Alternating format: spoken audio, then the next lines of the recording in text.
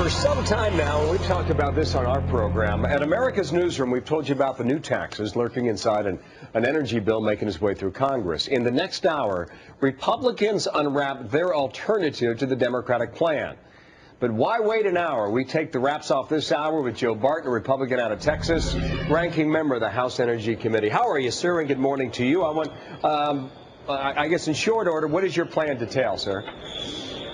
Well, our plan is basically a production plan to develop our domestic resources from nuclear power, solar power, wind power, hydropower, and of course oil and gas. We put research into carbon capture and sequestration. We have some incentives to move towards existing coal plants retrofitting, but what we don't do is put a cap and tax or a cap and trade program in place that would wreck the economy. And how do you do that? And I guess specifically on the plan that I saw, the #1 issue on your plan is nuclear power. Now, you know the French have it. Apparently the Iranians have it too, and apparently that's okay based on what we heard last week. Now, you know about regulations on nuclear power. Has there been a nuclear power plant built in this country since 1978? How is the focus going to be successful in nuclear power this time? Well, we want to do continue to do some permitting reform so that we can get the new generation designs permitted.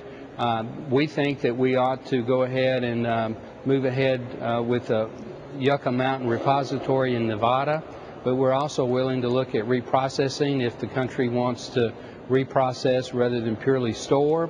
And then we have loan guarantees so that the first 5 to 10 nuclear power plants have some guarantee that if they need a little extra financial assistance, they'll get it. Well, how do you account for the time it takes to build a nuclear plant? And how do you get around the regulations? Because those are two big stumbling blocks in your way. Well, we don't want to, as you put it, get around the regulations. We want the American public to know that nuclear power is totally safe. But we have this is in current law. That we did several years ago. We have a one-step licensing program now that you get your operating permit at the same time that you get your construction permit, but you have to have rigorous oversight so that the Nuclear Regulatory Commission can come in and monitor the construction and then the installation of the equipment, and the public still has the right to intervene if they think that there is in fact some flaw that needs to be addressed. And take that with regard to the public, and I apologize for the interruption. I'm just trying to squeeze a lot of information in a short period of time here, and I know your plan's extensive, but when it comes to the public, do you feel that they have changed somewhat in terms of they're willing to accept nuclear power? I think so. Most of the opinion polls show that somewhere between 60 and 70% of the American public support nuclear power. It is zero emissions. It is cost effective. The carbon capture and sequestration technology, which really hasn't been developed for coal plants yet, is very, very expensive, at least in the prototype stage. You could build and operate a nuclear power plant with existing technology and sell that electricity residentially at retail for under 10 cents a kilowatt hour. So that's, if you really want to move to a carbon-free environment. In English, that means it would be cheaper, correct?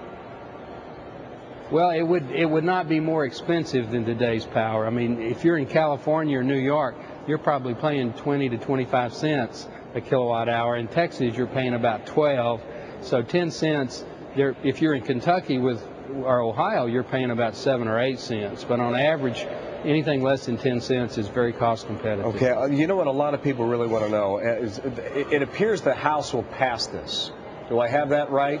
The Democratic plan, they're ready to pass that. But no, I don't think that's a given. I don't think that's a given. Well, it barely got out of committee, which they had stacked with a ratio more favorable to the Democrats in the committee than it is in the full House. There are a lot of what I call job state Democrats that still have industrial and manufacturing and agricultural in their districts, and they're not really excited about the cap and tax part of the bill that came out of the Energy Committee.